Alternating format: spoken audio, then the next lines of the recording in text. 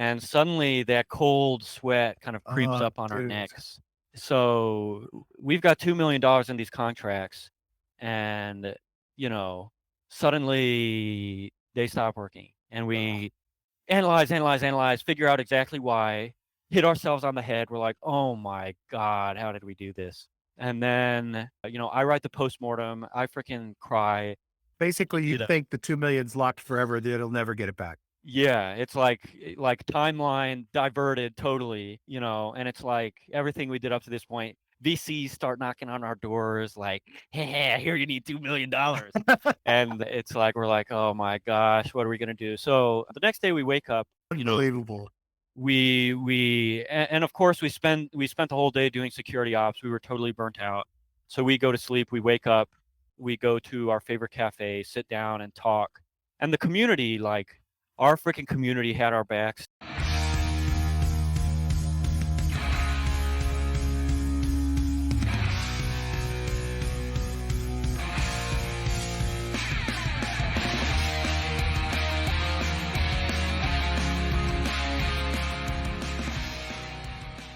Welcome to Mission DeFi with Brad Nickel, where we explore projects in decentralized finance that are innovating and driving our mission of financial freedom forward. Thank you for listening. If you like what you hear, please subscribe, rate, and review Mission DeFi and spread the word by posting a tweet to the show. All opinions expressed by Brad Nickel or his guests are their opinions and do not reflect the opinions of Black Knox, Material Indicators, or any other affiliated organizations. You should not treat any opinion expressed by Brad Nickel or his guests as an inducement to make a particular investment, follow a particular strategy, or become involved with any project. A project being featured on the show is not an endorsement of that project in any way. This podcast is for informational purposes only. Now, here's Mission DeFi with Brad Nickel.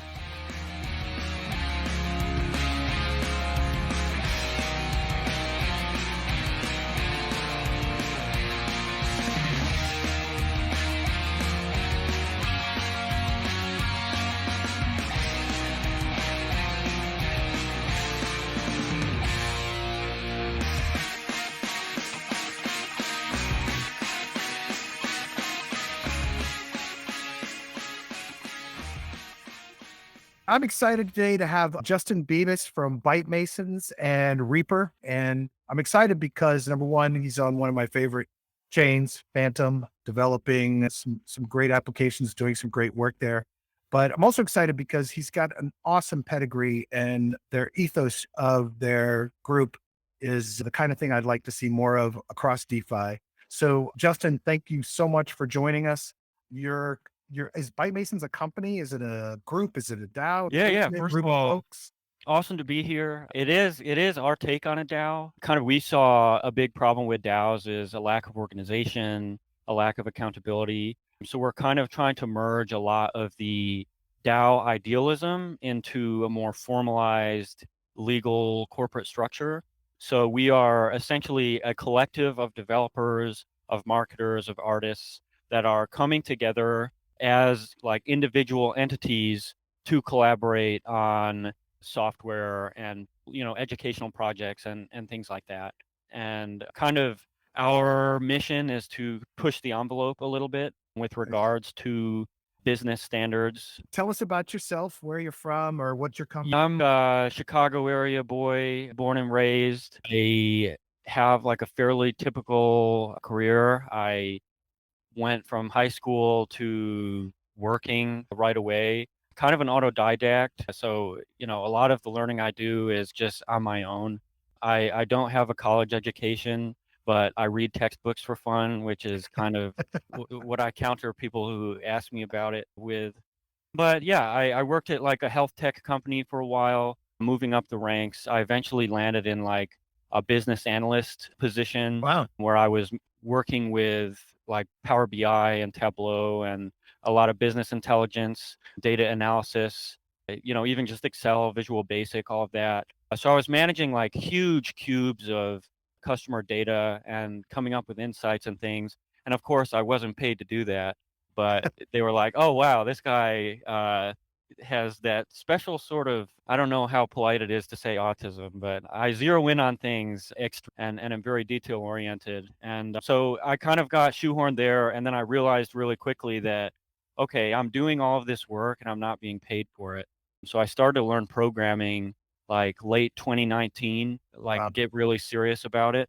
And it turns out like I ended up being pretty good at it. Were you working on Python at that time, or what were you doing? Yeah, I learned on Python as many do. I Yeah. used like some edutech app in conjunction with like a book I got on Amazon, and I was really going for it.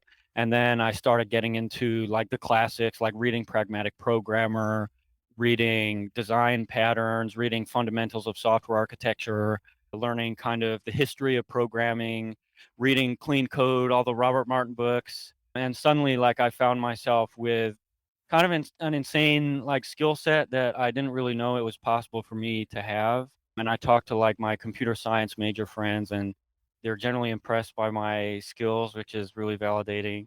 But while I was doing that, I kind of was doing all this business intelligence, a lot of like reconciliation of invoices at a pretty big scale and whatnot. And there was an audit, an internal audit. It wasn't, we weren't audited by the IRS, but there was an internal audit that we failed pretty bad.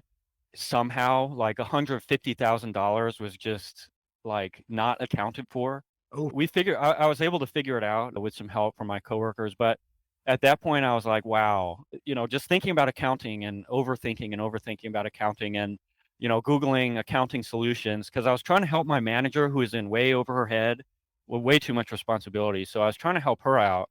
And Google served me an article about Bitcoin as a three ledger solution to accounting problems, which is basically the idea that you have ledger one managed by business party one, ledger two managed by business party two, and then ledger three managed by this universal ledger that is programmatically correct. And I started learning about Turing completeness, about Merkle trees, about cryptography, and how you can come up with like an objective source of truth programmatically using blockchain. And up until that point, I thought it was kind of, just pump and dump scam. I'm kind of risk averse. So like I was seeing the volatility and I was like, okay, I'm not really going to get involved.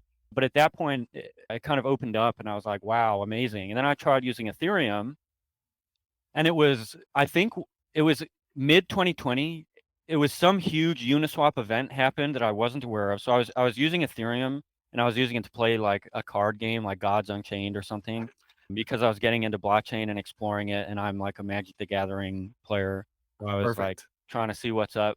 And it cost me $70 to do like a simple transaction and I thought it was just normal. And I was like, it was probably an NFT transfer. It Right. cost $70, and at that point, I didn't know it was totally out of the norm, and there was some crazy Uniswap thing going on at the time. But at that point, I was like, "What the hell is this?" And I started like looking up other Ethereum-like solutions and realizing, wow, there are all these other blockchains where things are really cheap. And in the next week, I found Phantom. So it's pretty unique. Like my first experience with DeFi was with Phantom, and That is I totally unique. yeah, yeah. And I got in so late to programming, to everything. So like I am Solidity was the first the first programming language that I really mastered, which is Wow. super, super, super duper unique. So Yeah, I have it- kind of like a native point of view, which is unbelievably helpful. But yeah, I find Phantom. I start reading their papers, which led me to Andre Cronje and reading his Medium articles and they had like I mean he had for the foundation he was writing in 2018 2019 huge papers on like tokenomics, DeFi, game theory, consensus, all of that. I started figuring out how blockchains worked, and so I mean everybody I'm sure listening had that point where everything started to click, yeah, and it just like you couldn't learn fast enough. yeah. Yeah, so this was summer 2020 and at that point like I kind of like started putting my real job aside and I was just studying literally 12 hours a day, buying tons of books on Amazon, like learning about network science, learning about graph theory, learning about software architecture, learning about design patterns, everything I could, practicing my smart contract engineering, just going kind of all over the place. And I started getting into security. I started getting into bug bounties, code review, Wow. auditing, and just kind of touching on like the broad domain of DeFi development. Because like what I tell our programmers that come on with Byte Masons, we bring on a lot of apprentices, and I had some really good mentors, luckily, and I try to mentor as many developers as I can. So I tell them to be a good DeFi developer, you need to be a security engineer, you need to be a programmer, you need to be a designer, you need to be an architect, and you need to freaking know how the front end works so you can help with integrations. And when you're dealing with code bases that are 1,000 lines long or whatever, it's not hard, it's not, you know, impossible to do that. You can just be a total holistic master of the domain. And that's kind of what I pursue with our developers, is Nice. just getting them to as high level broadly as possible. And I tell them straight up in the interview, like, our goal is to make you as valuable as possible. If that means we can't keep you, then it means we can't keep you. But, you are here to learn, and you're here to get better, and you're here to be excellent. And I'm hoping in the next year we see Byte Masons starting to drift off and build a name for themselves. And I think Nice. with the talent we're working with, I think that's inevitable. But yeah, that's my backstory. Wow. Ran a cafe before that with my friend. Yeah, that's kind of where I like got a lot of my business experience. And then, I did customer service. That's how I kind of worked up to business analyst over a couple years. So I've been all over the place. I worked at Costco. Yeah, I have That's a lot of awesome. experience, and I love learning. Yeah. That's great. I love the self-taught thing, and my entire life has been that way. Like, I I barely made it through high school because I was so bored. And Yeah, so and only wanted to exactly. study the things I wanted to study. And then I got into college and I did like one after the first semester, I thought, there's just no way I can do 4 years of this crap. Yeah. Went through one more semester and was it's like, "Oh, I'm done. I'm out. I'm out." My parents were horrified, but, they're pleased with how Yeah. it turned out. You show guys like that DeFi and a light goes off. And it's kind of Yeah. like the ADHD culture, it's like we're so spread out. We want to learn everything. We want to develop, there's so much information, and some people are just sponges. And when you're zeroing in on something, you want to know that the next day you can zero in on something else. And I think programming is great for that, just by virtue of like Pushing getting it. to stopping points and Yeah. moving to the next, problem domain and getting to a stopping point. And it just fits my psyche really well. And I think there are a Nice. lot of people, like I teach all my girlfriend's coworkers, I think they're underpaid and treated poorly. So I'm teaching all of them how to code. Nice. And That's awesome.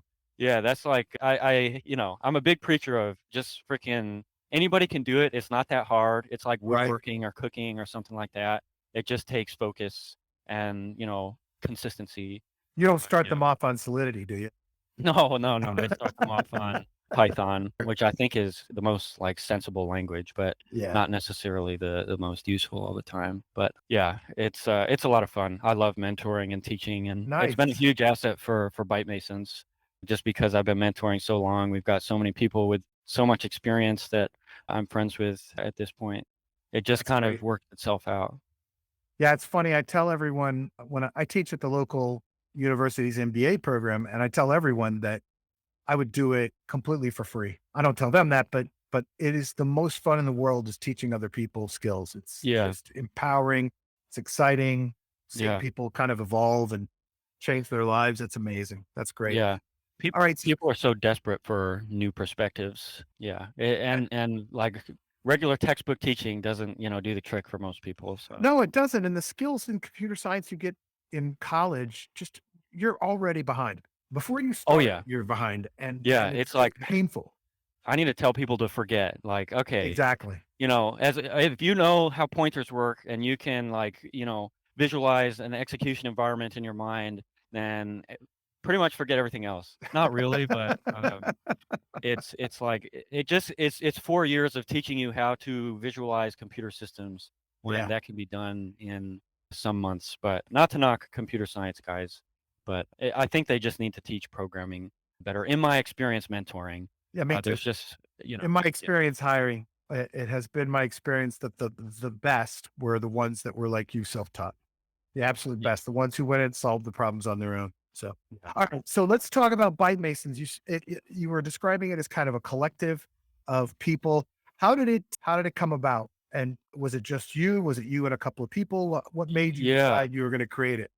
sure. So I started Byte Masons like probably September or October of 2020. Okay. And it was really just a place where people could learn together. So it was a Discord server. All the people I was mentoring and all of my mentors I invited. We talked about code, we shared resources with the goal of eventually starting some kind of DeFi project. And I was into security enough at that point that I was deathly afraid of starting a DeFi project, which is like really good. I was waiting for like, 100% confidence before I really dove in. So it was just kind of about pursuing excellence and kind of researching and studying together.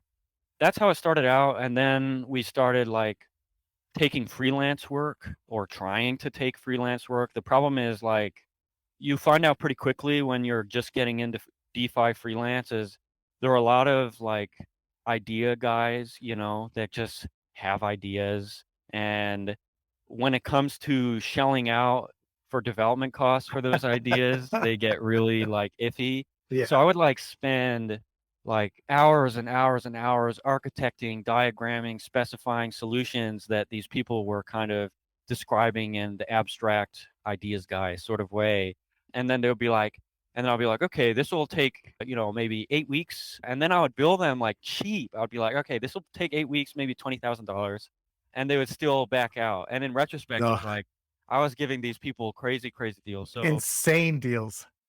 oh, yeah. Oh, yeah, and that happened quite a bit. It was still a good experience, like, being able to, like, test my architecture skills and, Sure. client communication skills, diagramming skills, and whatnot, and I would, like, program MVPs for people in Solidity and be like, "How does this look?" And then I would, walk them through it. Maybe overkill for, like, a layman, but just, learning. So, we didn't really have much success with freelance work Right. because it would always eventually come to a like I'm scared I don't want to do DeFi type of halt Right. with our clients, and so it's really frustrating. So we're like, okay, we've had three of these half projects or these like CFPs or RFPs rather that have kind of gone sour.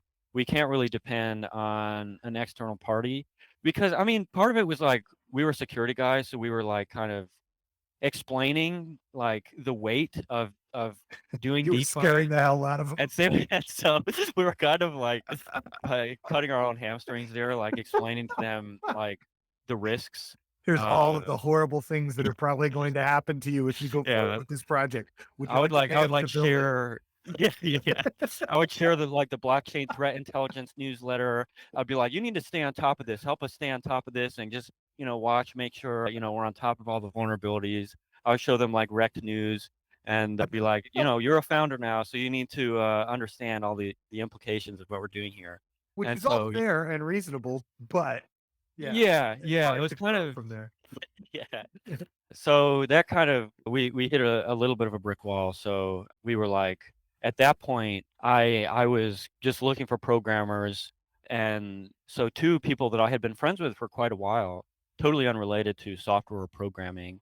Now I'm into programming, so I'm realizing all these people I know are in the software industry in some capacity. So the two co-founders, they go by The Crow and Goober. So a pair of computer science guys, Goober really into security, cryptography, Crow, fabulous front-end engineer. And we all started practicing together. I was teaching them how to do Web3 stuff, teaching Goober Solidity, teaching Crow like Ethers JS and Nice. like industry standard UX and showing them DeFi, kind of getting them excited about it. And then we like started developing like a lottery for practice. We were like, okay, the legal implications, obviously, it was kind of a junk project, but we took it to completion and we were kind of exploring, okay, how can we secure on-chain pseudo randomness in such a way that even with MEV, it couldn't be gamed. So like using reserve pools as oracles, using like a complex counter system that any user couldn't really have control of, any one user, or like, we didn't want deterministic randomness, even though everything is to some extent. I'm not going to get into it, but long story short, at that point, Goober is kind of the more realistic one. I had these plans, and this was in like early 2021 to do like NFT bonds Wow. for liquidity locking to make locked liquidity tradable. And it's nice. Like a lot of the ideas we were having Wow. for like early on, we called it Triton security. And the whole goal was just to make liquid, things that weren't typically liquid. I don't know if that's a good way to put it. No, no, I get it. No, that makes sense. Yeah, yeah, yeah. Absolutely. Yeah. Yeah. And I think again, I attribute a lot of this to one, me being like totally in love with this space, and two, being a Solidity DeFi native. Like this is my native tongue. And so Goober, being the realistic one, was like, why don't we just fork YearnView one? And then we all thought about it. We're like, okay. So we didn't want to like copy like, I'm sure you've seen the front end where it's like a bunch of bars and drop Yeah. down, no information. So we're like, Yeah. what if we could make your MV1, but like in a way that actually sharpens our skills? So from scratch, we coded like a really complex front end. We programmed a bunch of analytics, and yeah, from there, we started getting better at making strategies, and So you kind of we determined that you would take Yearn V1 and enhance it and make it better. So you weren't just slapping it up and taking off. Yeah. So we on the front end we did that, and then we were like, okay, we're on Phantom, so we can store more metadata without being afraid of like the $20,000 or the 20,000 way gas of every storage operation. So we created this feature called historical profit, which it's just like super simple, and it's actually like, not bulletproof. We've like bug fixed it to hell and back, but basically we accumulate in a mapping all of a user's token deposits, and then we use the amount of vault shares they have and the amount they have deposited in the vault to figure out how much profit they've made. So we just create a delta using cumulative deposits and cumulative withdrawals. So we can track, denominated in the underlying token, how much profit they've made over time, and that's all on chain. So it's like 100% on chain analytics, Nice. live price reads, and all of that. And I personally really like the style. You must get mixed people. Some people, this is like a love hate thing, right? Yeah, yeah, we showed it to someone, or one of our community members showed it to like their brother, and their brother said, "This looks like a scam." You launched this. Early May of 2021. Oh, wow. Okay, great. And yeah, we've been around for quite a while with no token. 200 mil TVL, no token, I think is That's no insane. token, no VCs, just, all like customer service and, programming, which I think is like the ultimate dream of any DeFi founder. And that was like kind of coming from the Phantom Andre ethos of not necessarily hating tokens, but understanding that they are a supreme social engineering tool, and they're extremely dangerous, and you need to use them with such focused intent that you can account for everything. Right. Right. But it That is, there's a reason, that there's a need, and that it actually has a place, not some made yeah, up reason. Right. yeah. Up to this point, we've spent about 100 hours talking to lawyers Oh and my tax God. professionals, and we have all the intent that we were looking for, and that we've been looking for these past 7, 8 months. And we have a corporate structure, which I think people will use going forward. Like, I think we are setting standards with the way we're operating business wise. Nice. We've teamed up with LexDAO, Smoky Oh, Mountain cool. Tax, and a lot of those guys to really batten this down and try to make a perfect DeFi corporate structure, which we're excited to write about God, people will be all over that. once What it's all safe. are you setting this up as an LLC? You don't have to give me all the details, just kind of out of curiosity. So basically, we have all of our employees make LLCs for themselves individually. Oh, And so all of us are individual contractors. And now, so there's the crypto area below. We are contractors that work on software on the crypto area below. And then above us, we have a venture firm which we use to take in token allocations, because we do a lot of security operations work and DevSecOps and stuff for Phantom projects besides our own. So we get a lot of like token allocations just in general. So it's right. like in taking tokens and all of our interaction with crypto, like we don't care about the money. All we want to do is make software. We're not gonna, we're just going to operate the DAO as efficiently as we can. And then any allocations or any rewards can be taken in by this venture entity. And it's like creating the impetus for us as individuals to work together via the ventures, while maintaining the really, really solid protection, liability protection when interacting with the crypto area, because we really care about everybody on the team. Like, we're all friends, and we just want to protect everybody. And we use a company called Opolis for health insurance and I've seen like them. That's payroll and cool. stuff.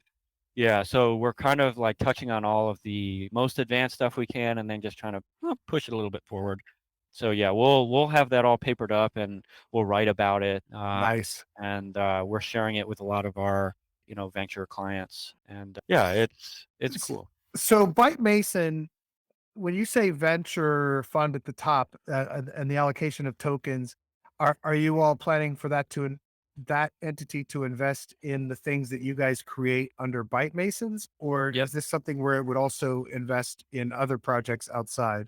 Byte Masons and our clients primarily. There are like, our vision is like, how can we reverse engineer paradigm, but in the context of DeFi as it is currently, because we Right. really respect how much software engineering and applied mathematics paradigm applies to everything that they do. Right. So we're like, okay, we want to maintain all this software. We have 16 engineers, so we want to do all this cool stuff, but we want to do it in a way where, like, we can get a mortgage, we can exist in real life, we can do this for 20, 30, 40 years without having to like look behind our backs every second. So yeah, it'll be us and our clients at first, but it's like we're planning in 5 to 10 year time frames. So nothing is really off limits. Great. Everything we kind of explore, and we're really careful and research focused. And basically, we tell everybody on our team, like, if what you're doing isn't excellent and it isn't better than everything else, at least in some capacity, that's on the market or in the market, then what's the point? Makes So sense. that's kind of our mission. And I think like the margins and the excitement as they pertain to DeFi is like anything less, I feel, would be selling our community short. You know what I Yeah. mean? How many Uh, people on involved in Byte Masons? we've got 26 right now, and like plenty of, and I'm mentoring a lot of developers that are kind of on track to become apprentices and make their Nice. way up the ladder, and like mentoring developers, taking Web 2 developers to Web 3, building trust and relationships is like a really, really big part of our growth strategy, because you Sure. literally can't hire Web 3 devs. It's impossible. Yeah, You you need can't to get teach. any.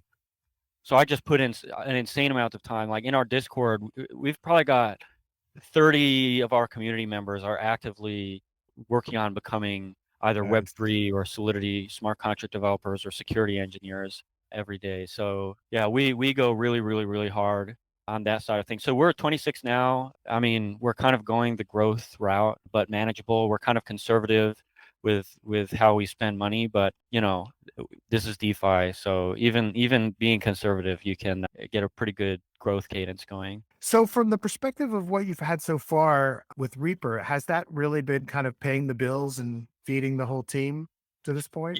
Oh yeah, Yeah. definitely. Between, like, we've got Reaper, we've got our security product, and then we've got our grants from the foundation, our phantom incentives, which are like huge, because that's like all savings and that's Nice. all runway at this point. That's the TDL based fund from the Phantom Foundation. Exactly. That's Yeah, awesome. yeah. Yeah. So yeah, we're pulling in a lot of stuff, and then we're working on developing like more revenue streams right now.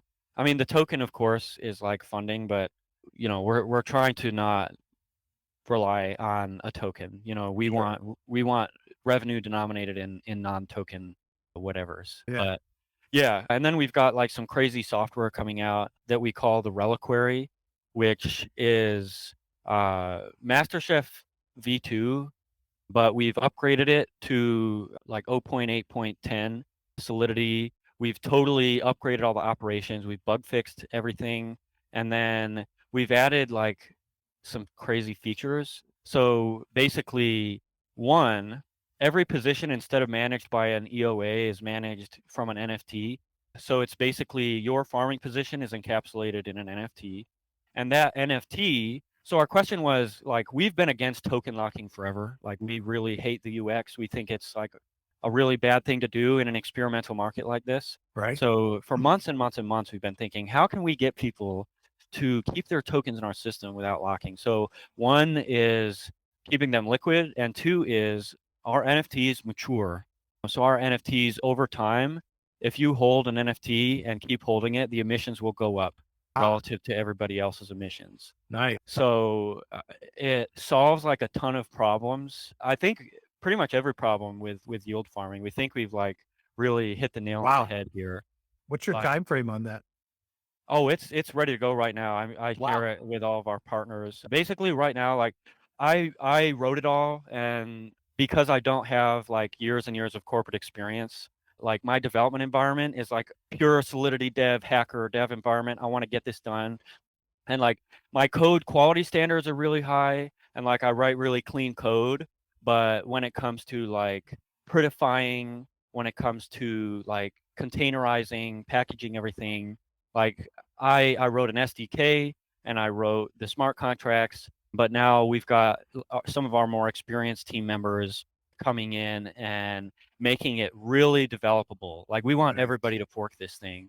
Nice. And so, yeah, we're just working on making it so you can run tests, run it end-to-end tests in production and deploy everything like super easily in any context and set up your development environment super fast. Wow. So yeah, we're just trying to get everybody to use it because our goal is to build a lending platform on top of it that can Nice. take the NFTs that we're giving people and issue loans on them. So So people yeah, be able to use the NFTs that are actually creating more emissions the longer they hold them, but they could also borrow against them so they have cash out for a living or whatever else they want to do with it.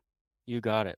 Nice. So yeah, and I mean that's like, we think we've kind of like solved all the UX problems. And of course, people will start using it in production and they'll figure out new UX problems and we'll have to build further from there. But we imitate the MasterChef API that everybody's used to. Nice. Integration will be easy. Everything will be, as easy as we can make it for everybody as far as UX, UI integrations. And we're developing a front end for it that will open source. And yeah, we just think it's better for users if their farming positions are liquid. Making them ages just so people don't withdraw and Yeah. they're incentivized to go to the aftermarket, which kind of plays into the liquidity. But yeah, and then we'll eventually be able to leverage them and then life will be perfect and we can move on to thinking about things that aren't freaking farming. Right. But yeah, Um, that's how we're emitting our token and we're super, super duper excited that sounds to get great. everybody on board. Yeah. I love the level. I love that people are constantly trying to improve this and constantly working the space to do that. In terms of Reaper, is this something you guys are constantly actively working on in general? I mean, what's there now? Yeah. We've got 3 strategists that are like Nice. super talented. And we've also got, and this is like for really early strategies, we've got pain.finance. We've got that domain, and that's where we kind Nice. of do production testing with deposit limits. We're like, I'm a Yearn Academy guy. I'm a big Yearn head founder. Yeah, a Y Academy fellow, Block Zero. And, I was in Kernel OX in the security and DeFi track. So I've talked to so many Yearn Nice. guys like Doggy and Storm and stuff about security and how to secure operations and all that. So we like take a lot of like our safety protocol from them. So how can we keep deploying software and how can we leverage our internal security skills to make it so any compromise that may happen doesn't hurt the business and we can recover from. Nice. So that's like a really, really big, like just security operations as it pertains to smart contracts and DeFi. And then we've got, retainerships with auditors. We've got internally 4 security engineers, myself and our other co-founder, I would say are about as good as they come as far as manual analysts go and code reviewers and whatnot. We're really good at catching bugs. Nice. We're no Sam CZ son because, we still have to manage things. And so, You have to still do we the just day have a job. lot of eyes on our stuff. Yeah. Yeah, So, yeah. so Pain.finance is kind of your test bed for crazy ideas, whatever, the experiments, that kind of thing. And that, Yeah, can you quickly, let's do this. Let's backtrack real quickly on Reaper and just tell people what Reaper is, how it functions, and then what you guys actually create in Reaper for users to use. Do you mind going sure. through that? Just Yeah, let's do a so top level on that. Yeah, so Reaper is a DeFi, a permissionless DeFi investment platform that leverages Yearn V1 architecture. So we're talking super simple vault architecture to execute strategies, complex financial strategies that a lot of users may do themselves or want to do themselves. And we make it all auto compounding and we do everything for the user and we manage users' funds for them, or our software does. We don't. But yeah, and it's totally permissionless and So, so, it's so yeah. the idea is you're making use of other protocols, Mm, maybe liquidity pools or yield farming or something else, and yeah. combining some of these things together to create auto compounding yields for the end user so that they can easily take advantage of it without having to manage it day in and day out, Yeah. withdraw a stake, whatever, right? Yeah, yeah. We are leveraging money Legos, as they're commonly called, to generate a return for our users. Nice. And we're doing it in a secure environment, and we vet all of our projects. We review all of their contracts that we integrate with, and everything goes through a pretty rigorous security process. So it's like, how can we give people as broad an exposure to DeFi as possible? And that's without having to know all the nitty gritty. So if they Right. use our platform, then they'll just be able to hop in and do it. And there are a lot of people doing this exact thing. I don't want to say we're better than anybody else, but we are different. And if you like our user experience, we have some of the best analytics. Hit that more info button and you'll be greeted by, you know, your profit deltas, a bunch of information about the underlying assets, about the Nice. APR yield, all of that. You can add trading fees or remove them for LP tokens to see what underlying assets are doing, with the incentives and with trading fees. I mean, just giving people a lot of power. And then, you can click the buttons in the bottom to see our contracts Nice. verified. And then, yeah, we have 3 people working on educational tools. And eventually in the more info button, we'll have a link to like lessons about the project. Like really, really, we've got beautiful, Webflow environments, really reactive web pages. We're thinking about incentivizing learning. Kind of a lot of people are kind of in the same vein with vaults because we plug into so much different stuff, and we just we want our ecosystem and the industry to succeed. So we're investing heavily in education, and we went from 3 people to like 26 in a couple months. So we've got like so much stuff that people have been working on that's coming out in the next 3 months, and it's Wow. It's going to super, be a super flood out of Byte exciting. Masons, huh? Yeah, yeah, Reaper. That's great. yeah, No, and I love the fact that look, I think one of the things that you're doing here is making things very transparent for the end user. So many times they ape into something they have no idea what's going on behind the scenes, right? yeah, And it's just a standard yield farming play. It's not you. I mean, other things that they might be into.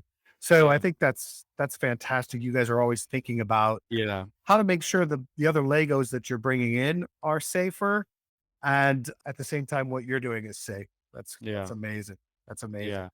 200 million in TVL, so total value locked.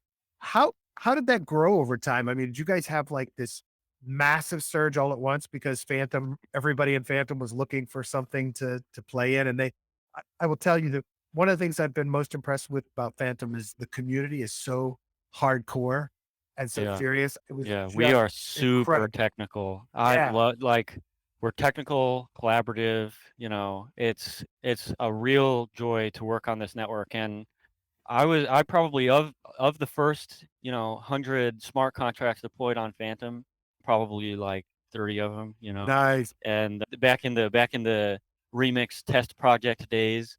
But yeah, I mean, I think part of that is a lot of it is like Andre fans. Yeah, And Andre fans are generally on the more technical side, either the more technical side or like the absolute like risk on degen side. But the people making projects are the technical ones. So yeah, sure. it is a thriving community, and some of the recent stuff has kind of thrown us for a loop, but we're kind of That happens. getting our edge back there.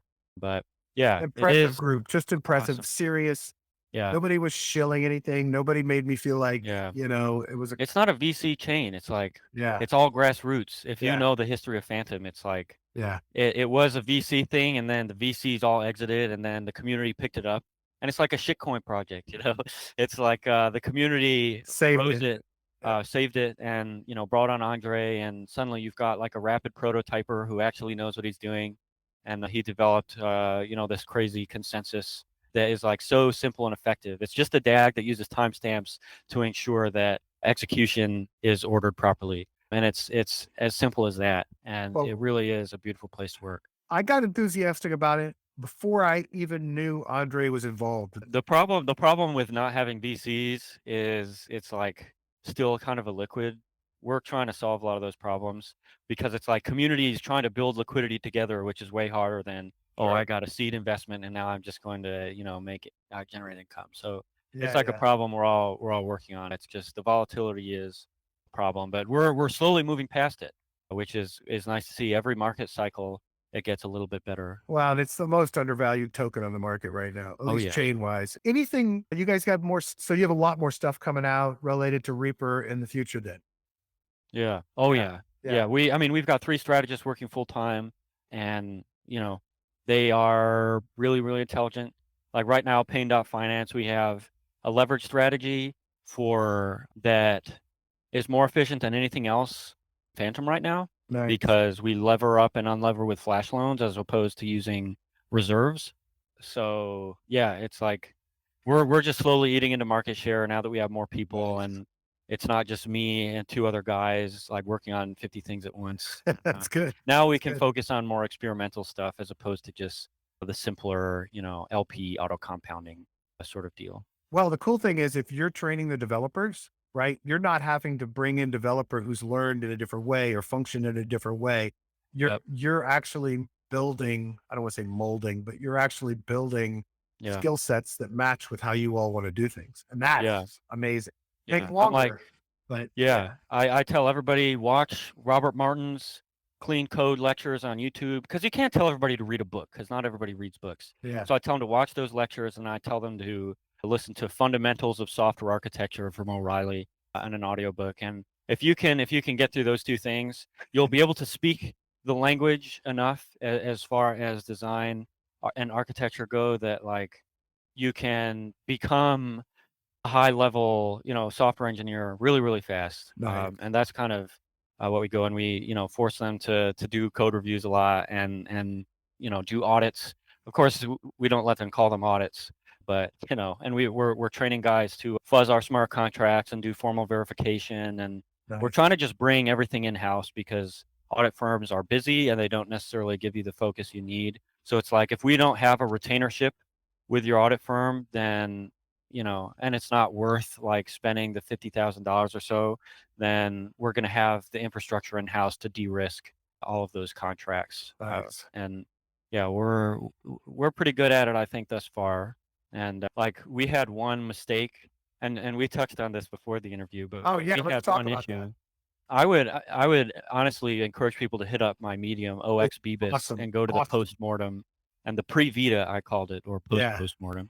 But basically, so we were coming out of testing, deleting all of our hard hat console logs, everything looking good. Frickin' we fat finger a line that maintains reserves in the contract. So a line of code that maintains that there are enough reserves in the contract to delever. And then great, everything tests in production, right? Great. Our end-to-end testing goes well. Awesome. Everything looks good. And then people start depositing, tens of thousands of dollars. And suddenly withdrawals aren't working pretty well. uh, And suddenly that cold sweat kind of creeps up on our dude, necks. So we've got $2 million in these contracts, and you know, suddenly they stop working. And uh, we analyze, figure out exactly why, hit ourselves on the head. We're like, oh my God, how did we do this? And then, I write the postmortem. I freaking cry. basically, you You know, think the 2 million's locked forever, that it'll never get it back. yeah, it's like timeline diverted totally, and it's like everything we did up to this point. VCs start knocking on our doors like, hey, here you need $2 million. And it's like we're like, oh my gosh, what are we gonna do? So the next day we wake up, Unbelievable. and of course we spent the whole day doing security ops. We were totally burnt out. So we go to sleep, we wake up, we go to our favorite cafe, sit down and talk. And the community, like our freaking community had our back so well. We had a guy lose $1.6 million and he messaged us saying, there's no rush. You don't need to pay me interest. I Wow. love you guys. And like he was the guy who lost it most. He was like a phantom validator, and like our community just like rallied behind us because we'd been like totally transparent. And if you read my post-mortem article, you could probably see how emotional I was. So everybody was really supportive. So, so I wake up in the morning, I put a $100,000 bug bounty on someone who can help us get this because myself and Goober are totally burnt out, doing security ops. We were frazzled. We know, Compound is like really, really complex. We haven't read their code base top to bottom. So it's like, okay, we need to bring someone in who might be able to help us get past this. Right. So we go to a cafe, we think about how we can move forward as a business, how we can, maintain our values. Like, how can we maybe take on money help so we can pay everybody back right away while maintaining our values? Thinking about, how can we pay everybody back, like in general, if we didn't take on money, how fast could we do it? Right. Analyzing all the things we could. And then we get back, we sit down, we start, thinking. And then this dude, Zarigas, messages us and he's like, dude, I think I know how we can do it. And of course, the way he thought like it could work didn't work. The first two ways he thought didn't work, but we were in a voice chat with him for probably 10 to 12 hours that day. Wow. Hacking on this contract. And eventually we proofed an attack where basically, I mean, it's essentially us rugging our own contracts. Right. Like basically we needed to bypass as much logic as we possibly could. And so what we did is we paid off our loan externally, our compound loan. And it was levered up a bunch of times, so it was like cost us $6 million or so to actually pay this off because of all the leverage. And we used flash loans, so it ended up only costing us like, $10,000 or so. But so we paid off our loan, and this was all in one big flash loan transaction. We paid off our loan. We initiated an upgrade to our contracts, and that takes 5 days. We have like a 5-day time lock.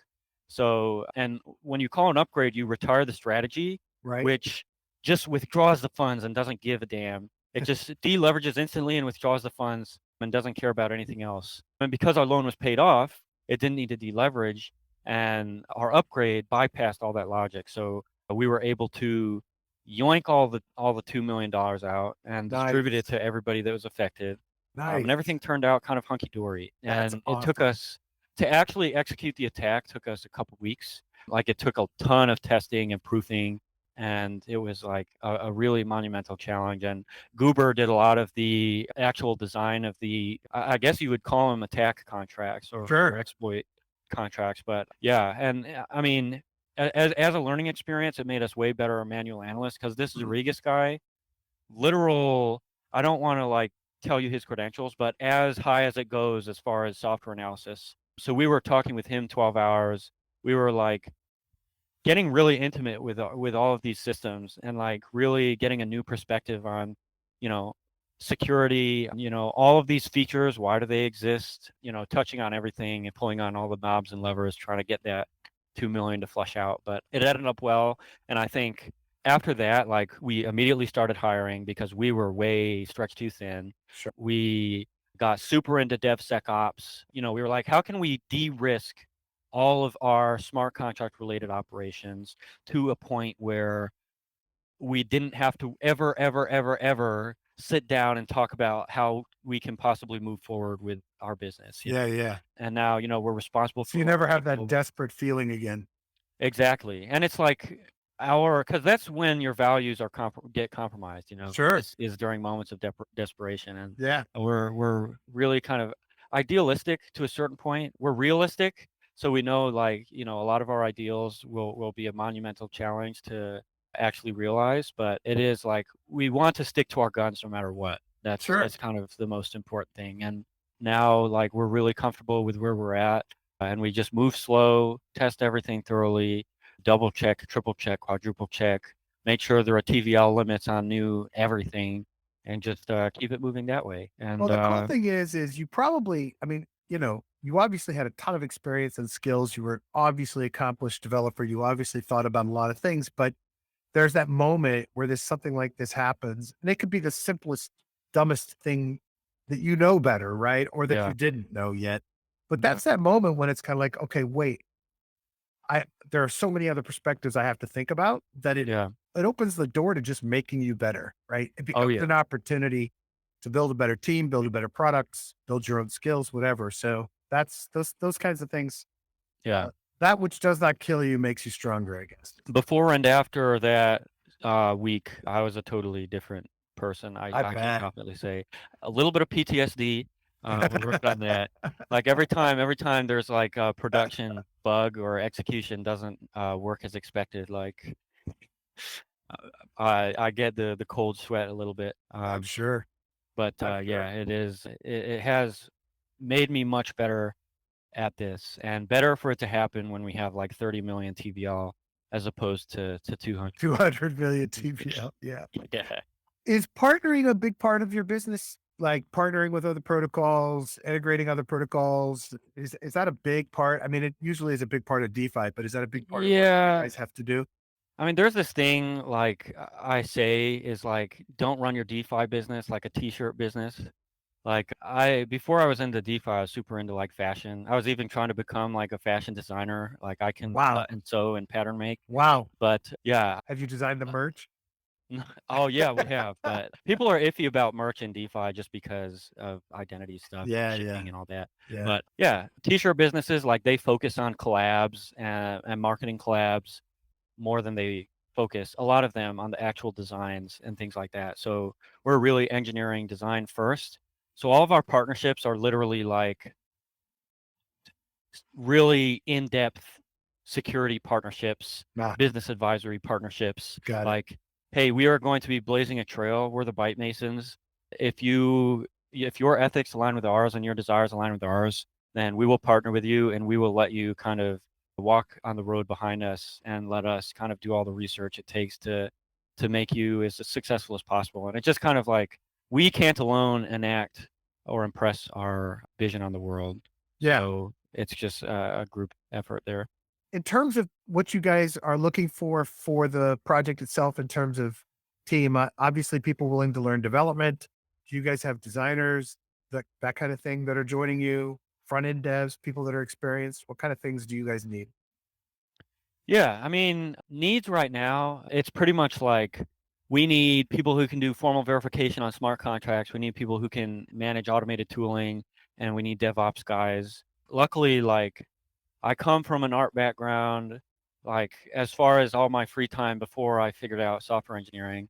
So like on the marketing side and the design side and all that, I've got like a ton of connections. Nice. And even people on our team are like, legends in their own right, just because, we've got a ton of people that we just know from, trying to pursue excellence in other domains that are like, oh damn, now I can do all this stuff and be, make money or have an actual job. So it's just, yeah, as far as needs, it's just really, really passionate people with skills. And there are a lot of really, really passionate people out there, and we help them get skills.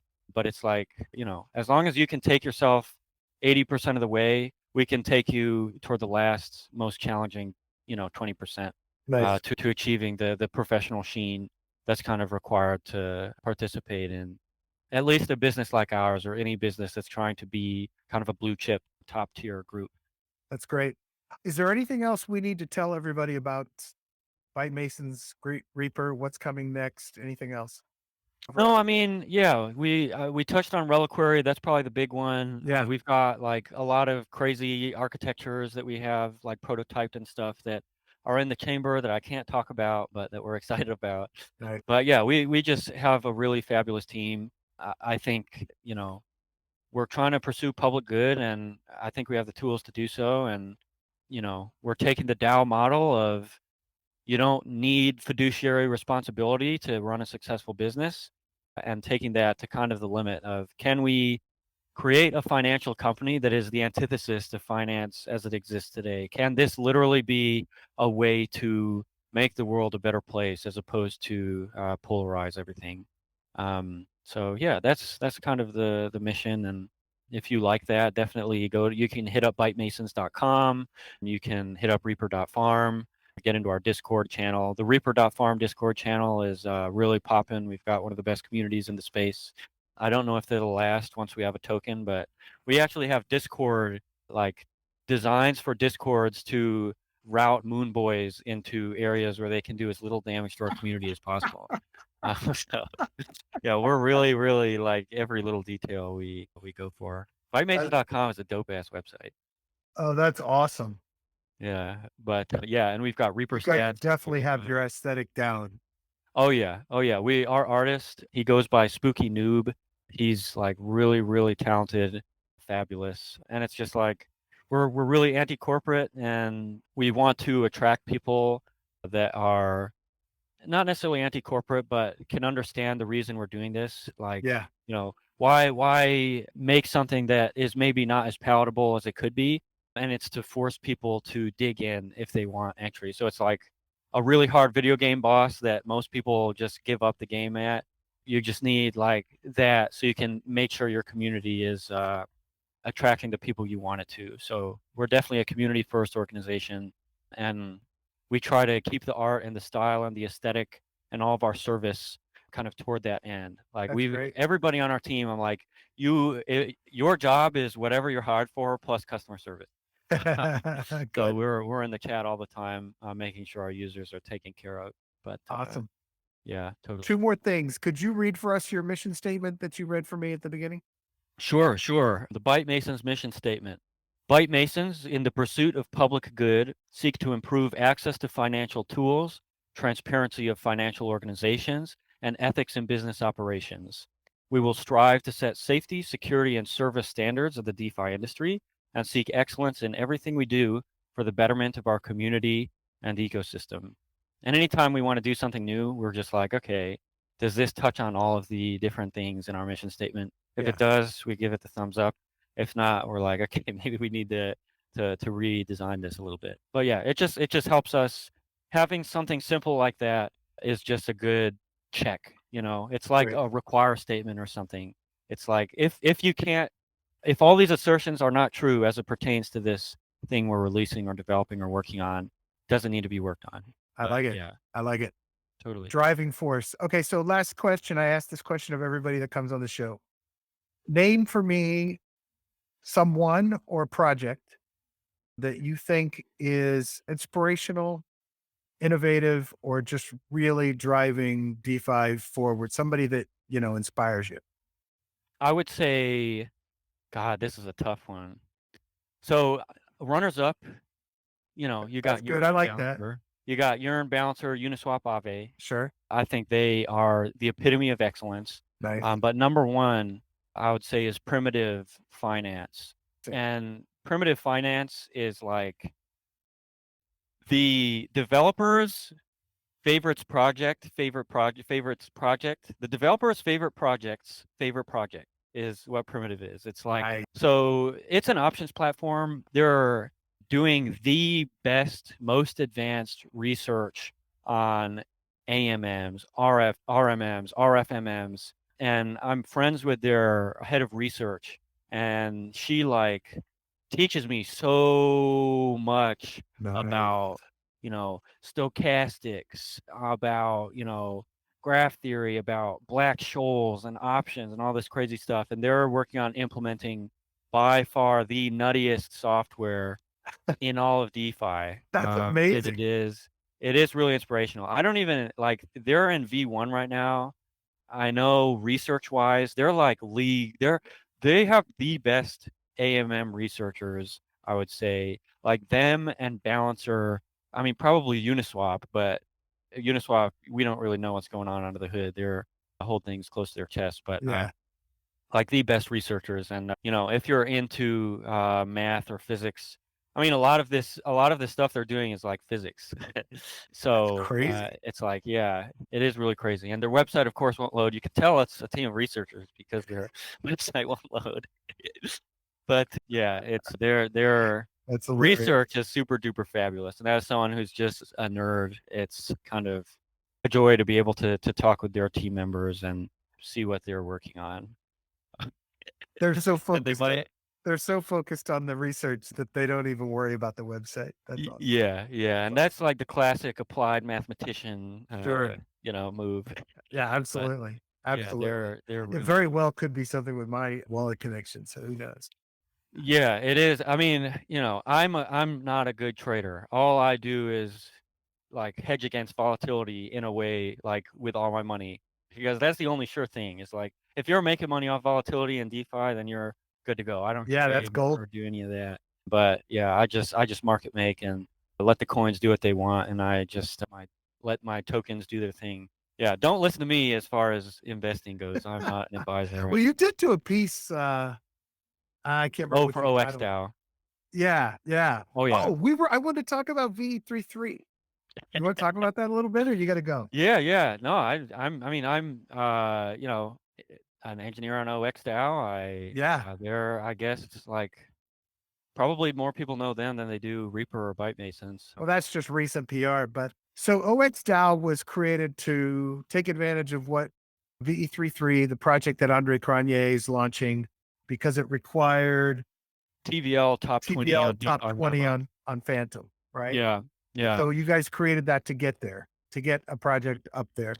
Yeah, yeah. We were like all of the Phantom native developers were like getting pissed off because we're all anti VC guys and all this venture money was just moving on chain Ah, and pushing their own projects into the top 20. right. So we were all like, and Andre was like, fair game. And we were like, okay, fair game. All right. So we instantly made, in a couple days, we made the highest TVL project on Phantom, one of the That highest was TVL projects in awesome. all of DeFi. Yeah. And of course, like if you read my article, like I was explaining to people that like this is a farm and dump project. The way to succeed is to farm and dump. Do not Dump. expose yourself to Yeah. these tokens. That was a great post. Yeah, and people of course still aped, and I think any amount of warning, people will still Still like do people it. are addicted to volatility. It's like flies Yeah. to Dookie. But yeah, we did that. We got the biggest VE33 allocation, and it is like uh, tech-wise, Balancer is objectively better, and we have Balancer on Phantom in the form of Beethoven, Oh, that's Beethoven right. Yeah. X, Beats.fi, and they actually are like a friendly fork. They work with the Balancer team Nice. on developing Balancer. But yeah, so it is like I'm not I'm like really risk averse. I don't speculate. I invest in like really good undervalued tech. That's all I do. Right. So seeing this, it's like, okay, this is going to be run entirely on game theory. It's going to run entirely on, tokens, which kind of goes against like, my values. I was gonna say that must Uh, have been really strange for you. Dude, it like I got looped into this thing and I was like kind of pissed off. I was like, dude, I don't want to be associated with this. But they wanted me to like review all their contracts and all that. And I was like, okay, I'm gonna stick around. I'll review your code. And I was like, if I'm sticking around, you need to let me release this article telling people like warning them. So, But so you think it's a project that'll keep going with some focus and purpose later? yeah, yeah. I mean, the token, like I I mean, really hate. is it a bunch of different projects and people kind of just each of you working on pieces of it, but it's Yeah, not like anyone's exactly. prime focus? Yeah. So I mean, it'll be around forever. It's just like we will get to a point where it's self-sustainable, and then it'll probably be like, here it is, guys. Yeah. Uh, Have fun with it. have fun with it. Yeah. We're working on it. I say, I hold zero. Byte Masons hold zero. I mean, some of the individual guys do just because they're like, Bebis is on it. Yeah, he's working on something. But I'm like, Yeah. It's stop fun. playing It's this just shit. a kind of a distraction sometimes from the Yeah, serious. it is fun. Just as long as, I'm like, just limit exposure, guys. It's a farm token at the end of the day until we make it not. Yeah. Until you make Uh, it something else. yeah. So yeah, it's just a wait Well, and wow. see Pretty politics. freaking successful. I mean, that was amazing to watch. Yeah, it was freaking insane, and I couldn't if I didn't have like a security engineering like background, I would have been so nervous about $4 billion. But luckily, it was fun. It's fun. It was fun.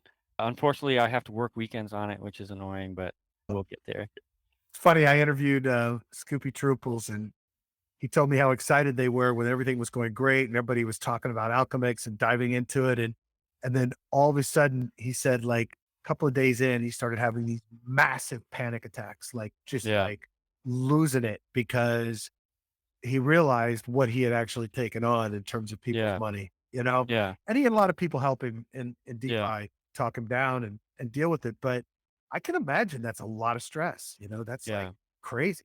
Yeah, that's what I did for, I think, our clients early on. I You actually took them explained the through that. gravity of what they were doing Yeah, and, giving before them they took it panic attack. on. Exactly. Kinda You self-defeating, probably but saved us all from a lot of hassle.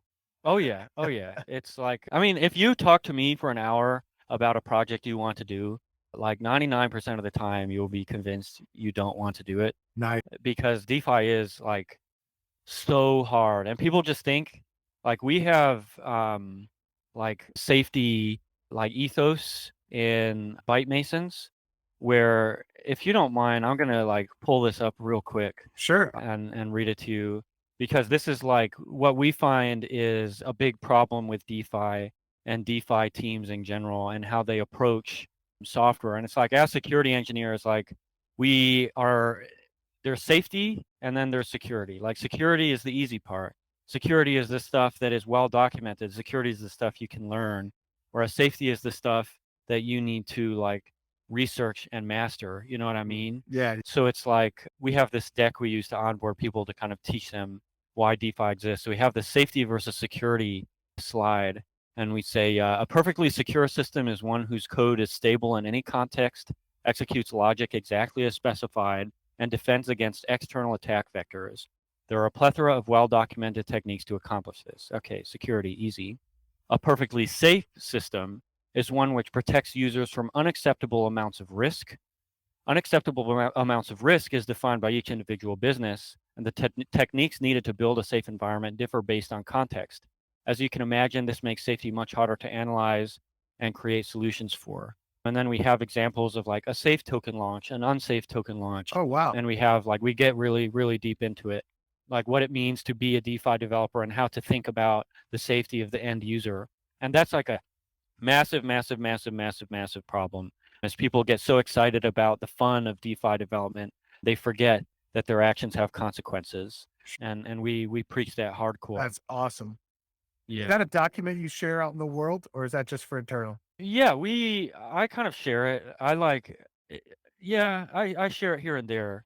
I'll share it with you right now. Yeah, I'd love It's to take a look at it. I won't put it out to the world, but I'll take yeah, this you part out can right if you here. want. You're You sure? definitely allowed. Yeah, you Okay, can put it cool. out into the world. Because it sounds It's like it'd just be infinitely useful for people. yeah, and I have like a present like we record all of our presentations and code reviews and stuff, so Oh, it's nice. like when someone comes to me and is like, "Can you help me learn?" and I'm like, "Here you go." And we have like probably months worth of resources for people to dive into. But Nice. yeah, that's the document. It just Got goes it. over different types of governance, safety, security, capital efficiency, liquidity, Dude, that's market phenomenal. anchors, things like that. And it's just like, okay, you're going to be a Byte Mason now, and you can see the slide that's really sparse, number 5. We're like, following up the safety and security slides with a Byte Mason's responsibility is to build Nice. systems that are as safe and secure as possible. And then we get into why DeFi matters and why it's more efficient than TradFi and why it's awesome and what investors are looking for and what users are looking for. Yeah, there's just a ton of neat stuff. So yeah, It's you can feel free amazing. to share Thanks. that or Yeah, if you don't yeah. mind, I'd love to share it. I don't wanna, like, but I think this is something that could be incredibly useful to a lot of people. Totally, yeah. It just teaches people to speak the language of DeFi because you need to know finance if you're in DeFi, and you need to know why DeFi exists. Sure. Otherwise, you're just going to be like maybe having too much fun. It's Yeah, it's really fun, but it is like people forget how serious this stuff is. it's incredibly Um, serious. Yeah, we all yeah, laugh about things, but at the end of the day, it's people's money and yeah. You can look at those tweets. One of them is Polkadot going from like $40 to like $2, and one of them is Ethereum going from like 3,000 or so dollars to 700. Just outlining liquidity problems in DeFi and why everything is a shitcoin. uh, yeah, it is. It's a lot of fun, kind of opening people's minds in such like a concise way. Just thinking about all of these things differently. It's just giving people a mental framework to think Yeah, about DeFi and analyze it. That's fantastic. Oh, look at that. That's beautiful. Wow. Yeah, it's like Ethereum, how big is their market cap? And that's happening in real time, Yeah. In your token. Yeah, yeah. Yeah, it's a lot of fun. People laugh Beautiful. when they see all this stuff.